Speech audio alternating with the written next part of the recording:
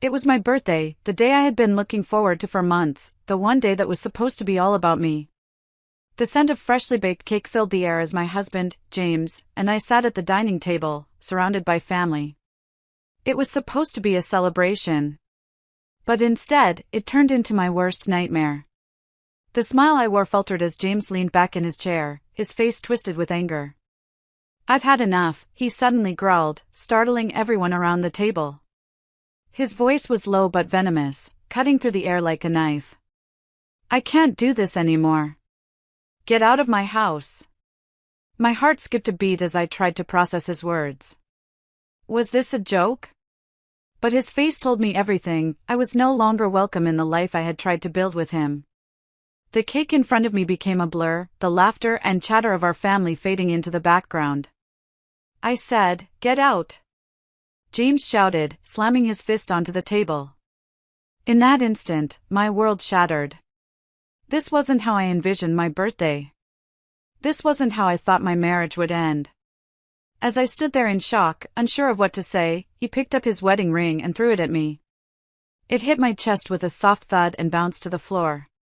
The cold metal on the floor mirrored the coldness I now felt inside. I was stunned. The room was silent. No one spoke, no one moved. It felt like time stood still. Everyone's eyes were wide, their mouths agape. But then, as if to break the suffocating silence, Grandpa, who had been sitting quietly at the end of the table, slowly stood up. The gray in his hair and the wrinkles on his face gave him an air of wisdom, but it was his sharp eyes that caught everyone's attention. With an air of authority that surprised everyone, Grandpa locked eyes with James, his voice steady but filled with undeniable power. "You shouldn't have done that," Grandpa said, his words carrying the weight of years of experience. "Because now you lose everything." My breath caught in my throat. I could see the look of disbelief in James' eyes. No one had ever spoken to him like that.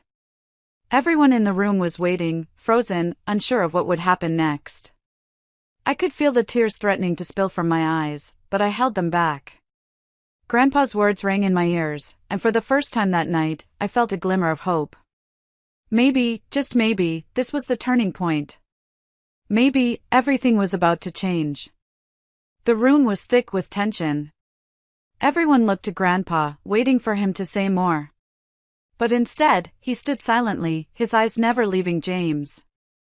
The silence was deafening, and it felt as though the world had narrowed down to just the two of them, my husband, the man who had betrayed me, and my grandfather, the man who had always protected me like a shield. James' eyes flickered with anger and disbelief. His face turned red as he clenched his fists at his sides. He wasn't used to being spoken to like this, especially not by an old man. He was used to being the one in control, the one who called the shots. But now, for the first time in our marriage, James wasn't in control. I could see the storm brewing in his eyes, the simmering rage that had been building for months. "You don't get to talk to me like that," James spat, his voice sharp and cold. I flinched at the venom in his tone, but Grandpa didn't back down. Instead, he took a step forward, his voice calm but firm. "You've made a mistake, James. You've crossed a line. And now, there's no going back." It was then that the full weight of his words hit me. This wasn't just a spat between husband and wife. This was bigger than that. The way Grandpa spoke, with such certainty, made it clear that James was going to lose far more than just my love. He was going to lose everything he had worked so hard to build, his reputation, his fortune, and even the respect he once commanded. I couldn't help but feel a flicker of hope inside me. The man I had married had been a controlling, arrogant, and selfish individual. He had manipulated me for years, making me believe I was the problem. But now, I was beginning to see that he was the one who had been wrong all along. James shifted his gaze to me, his eyes narrowing as if he were trying to figure out my next move. "You think you can turn everyone against me, don't you? You think your grandfather's words mean anything? Well, let me tell you something, you don't get to take everything from me. You don't get to ruin me." I felt a rush of emotions surge through me, anger, pain, and fear. But there was something else too, a sense of empowerment. For the first time in years, I wasn't scared of him. I wasn't cowering under his control. The shift in the atmosphere was palpable, and I knew that this moment would define everything. Grandpa's words still echoed in my mind, "Now you lose everything." But what did it mean? Was Grandpa going to expose something about James? Was he going to reveal secrets I didn't know about? My mind raced as I tried to process the situation. The tension in the room felt like it could snap at any moment. I knew things weren't going to be the same after this. James stood there, seething with anger, his hands shaking as he stared me down. I could see the fear creeping into his eyes now. For the first time, he wasn't the one who held the power. And that's when I realized this was my turning point. The moment where I would take control of my own life. As the tension in the room thickened, I felt the weight of the moment settle heavily on my chest. My heart raced, not from fear, but from the realization that I had spent years in a toxic relationship, allowing James to control my every move. Every decision I made had been scrutinized, every breath I took had been dictated by him. But now, as I stood there, silent, trembling, but stronger than I had ever been before, I understood something deep within me. I wasn't his pawn anymore. I couldn't help but think back to all the moments that led me here. How many times had I stayed silent, holding my tongue to avoid the outbursts, the passive-aggressive jabs, the subtle manipulations? How many nights had I cried myself to sleep, feeling utterly alone in the same bed I once thought would offer comfort? I had always made excuses for James, told myself he was under stress or that his harsh words didn't really mean anything. But now, standing here with the searing heat of the truth engulfing me, I saw things for what they truly were: lies, deceit, and an endless cycle of emotional abuse. James had played on my vulnerabilities for years, using my kindness and patience as weapons against me. I had been his captive, a willing participant in my own suffering, too afraid to break free. Grandpa's words rang in my ears again, "Now, you lose everything." What did he mean? What did he know that I didn't? I couldn't even look at James without feeling disgusted. The man who had promised to love me, to cherish me, was the one who had ripped apart the fabric of my soul. I had given him everything, my love, my trust, my time, and he had thrown it all away. But now, for the first time, I understood the true cost of my silence. I had kept everything bottled up for too long, swallowed the hurt, the insults, and the betrayals, hoping things would get better. I had hoped that love would be enough to fix the cracks. But it wasn't. It never was. As Grandpa stood there, unwavering and unflinching, I couldn't help but feel a sense of admiration for him. He was the embodiment of strength, the rock I had always turned to in times of need. And now, it was his words that held the key to my freedom. James tried again, his voice filled with venom. "You think you can tear me down with your old man's threats? You think people will believe you? You're nothing without me, just a woman who's going to end up alone and forgotten." His words stung, but they didn't have the power they once did. In the past, I would have cowered under his insults, doubting myself, second-guessing my worth. But now, something had shifted. I wasn't going to be the victim anymore. I looked at Grandpa, and he gave me a subtle nod, his eyes filled with understanding. It was clear that he knew the truth. This wasn't just about me and James. This was about reclaiming my life, my voice, my future. I took a deep breath, steadied myself, and looked James straight in the eye. "You're right about one thing. I am nothing without you. But you," I paused, making sure my words hit him like a thunderclap, "you're nothing without me either. And that's something you'll soon regret." The room fell silent once more, the weight of my words hanging in the air like a thick fog. This was the beginning of my revenge. But it wasn't just about making James suffer, it was about reclaiming my life, my power, and my future. The air in the room was thick with unresolved tension. James stood there, his jaw clenched, eyes burning with contempt. But despite his anger, I could see the subtle shift in his demeanor. He was beginning to realize that this time, I wasn't backing down.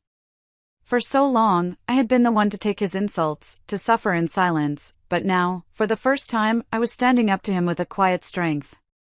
I was no longer afraid of his wrath. I was ready to reclaim my life, and in doing so, I would make him pay.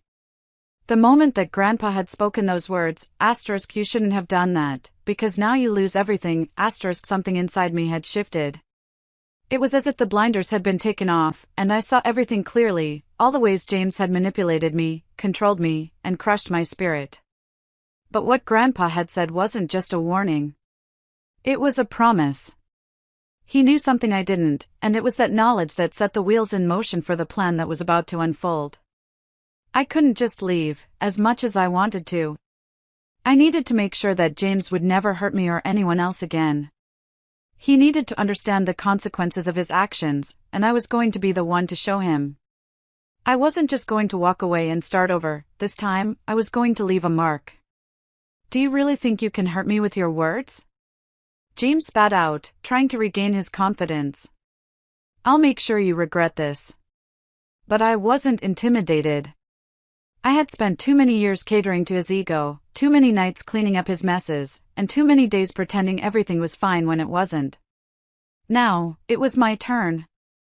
And I wasn't going to do this the way he expected me to. I turned to Grandpa, whose steady gaze was fixed on me.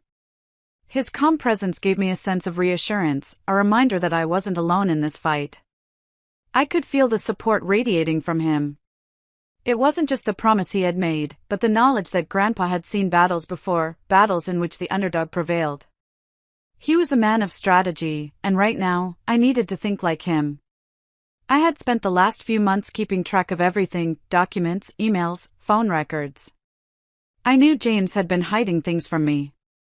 Financial accounts, side businesses, the way he had been secretly siphoning money from the joint account. Everything pointed to one thing: he had been using me as his cash cow. Now, I had the power to expose him, to take everything he had worked so hard to cover up, and turn it into his downfall. It wasn't just about getting back at him, it was about justice. About making sure that James would never have the chance to hurt anyone else the way he had hurt me. I made up my mind then: this would be no ordinary revenge. I would play the game the way he had taught me, using the tools he had given me against him. I would expose his secrets, not just to me, but to everyone. The people who once believed in his charm, the friends who supported him, the business partners who saw him as a respectable man, all of them would see the truth. But I wasn't going to do it alone. I had a team, people who cared for me, who wanted to see him pay. Grandpa had connections. I had legal expertise. And together, we would make sure James' life crumbled before him. The day had come. James thought he had won. He thought he could get away with everything, just like he always did. His arrogance had always been his downfall, but today, it was my turn to make him see just how much he had underestimated me. As I stood in the courtroom, watching James and his high-powered lawyer sit across from me, I couldn't help but feel a rush of satisfaction. This was it. This was the moment when everything would come crashing down for him. Every lie he had told, every betrayal he had committed, was about to be exposed. And I was going to be the one to make it happen.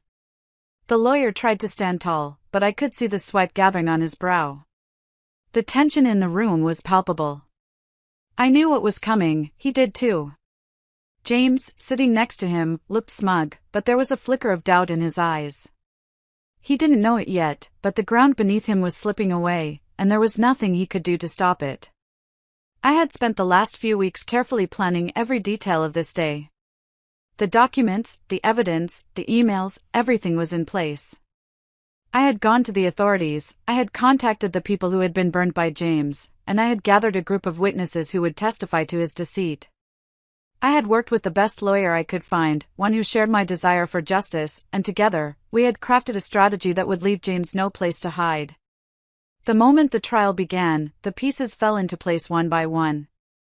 My lawyer started with the financial records that James thought were hidden so well, but that I had uncovered.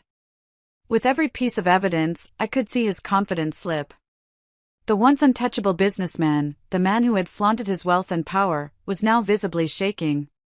His lawyer tried to object, but the evidence was irrefutable.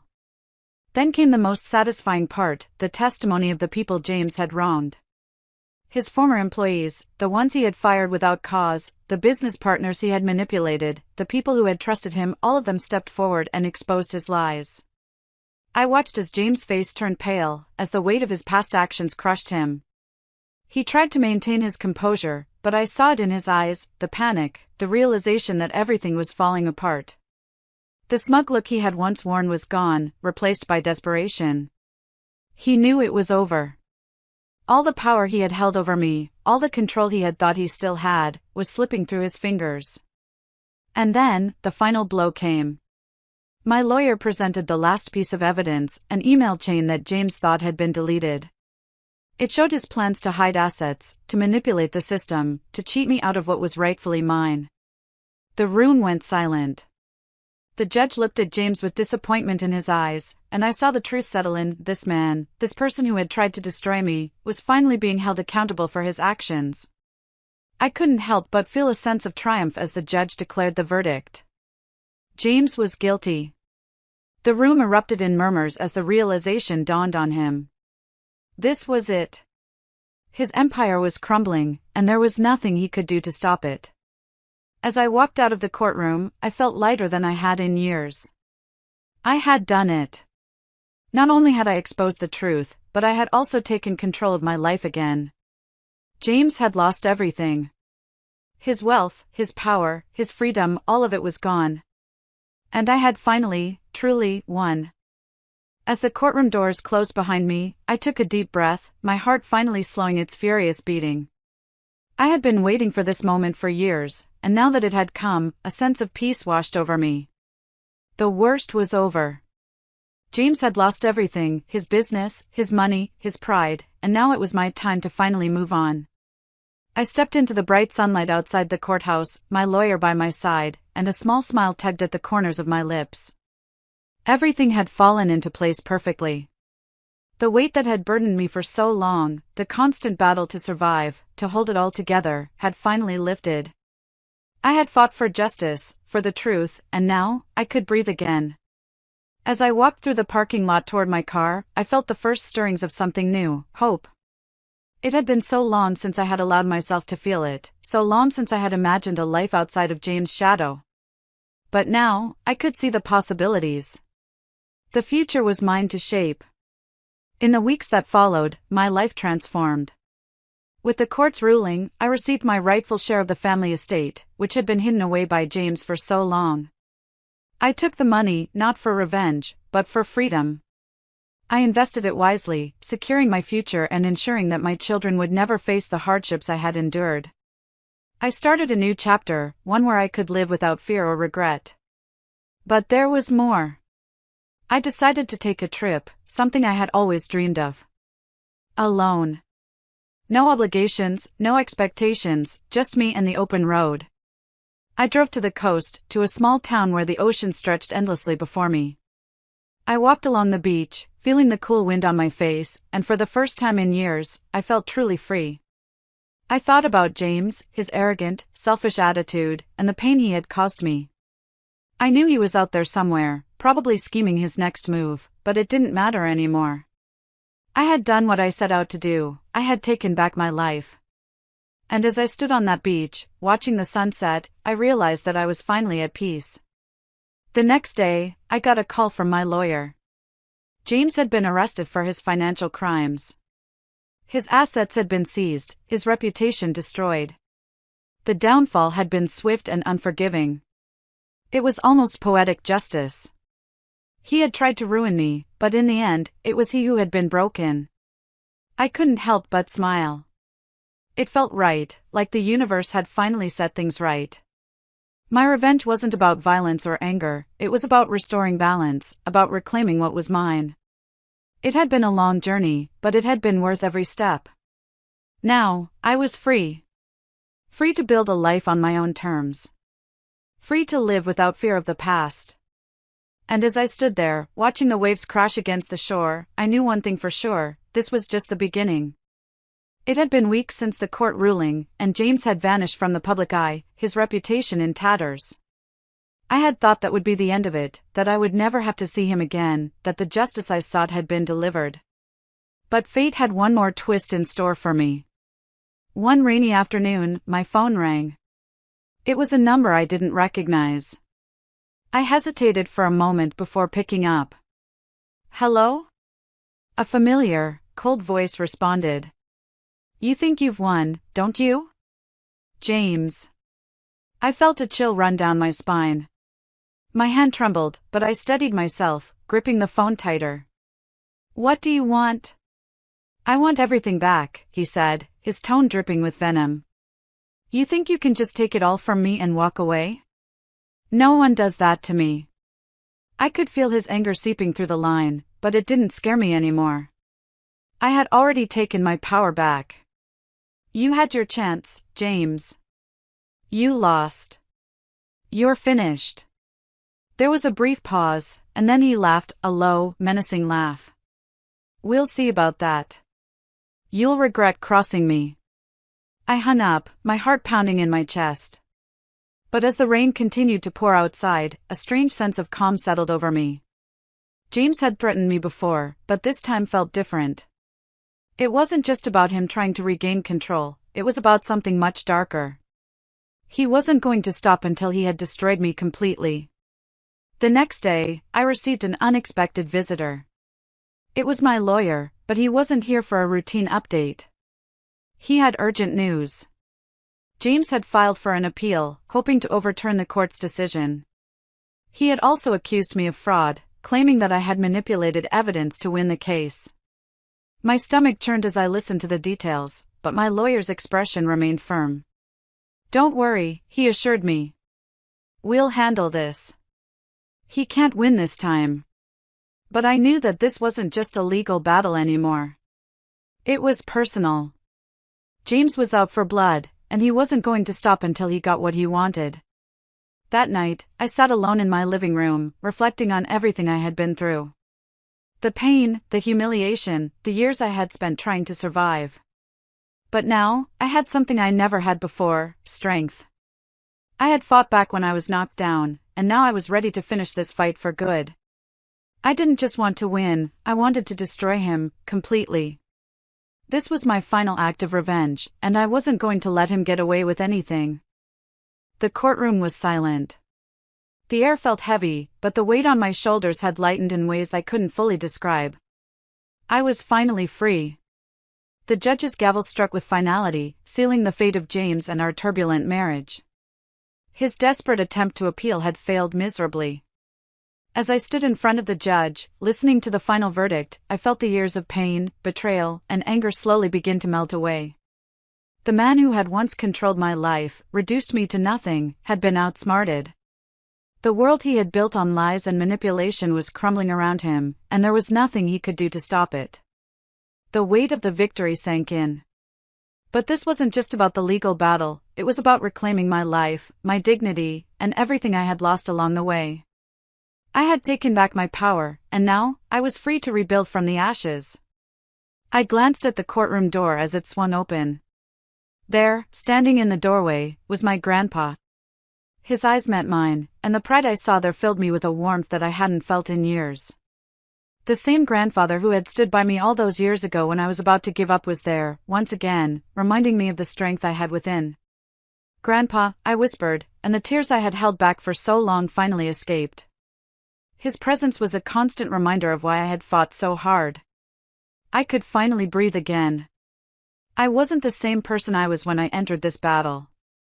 The woman who had been cast aside, humiliated, and pushed to the edge was now someone who had found her voice, her strength, and her freedom. I could finally see the future ahead of me, a future that was mine to shape, without the weight of the past holding me back. That evening, I stood on the balcony of my new apartment, overlooking the city. The lights of the skyline glittered like stars, and I could feel the cool breeze against my face. I had done it. I had survived. And now, I was going to thrive.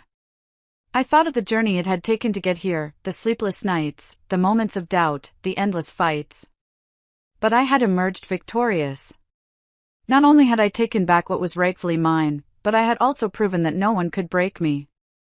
I was stronger than I had ever been before. The phone buzzed in my pocket, and I pulled it out, seeing a message from my lawyer. It was official, James had lost everything. The assets, the house, and all the wealth he had accumulated at my expense were now gone. His empire had fallen. But as satisfying as it was to see him lose everything, what mattered most was that I had won my freedom. I had taken back my life. As the sun set on that chapter of my life, I smiled to myself, knowing that no one could ever take my power away from me again. And as I looked at the horizon, I whispered quietly, "This is just the beginning."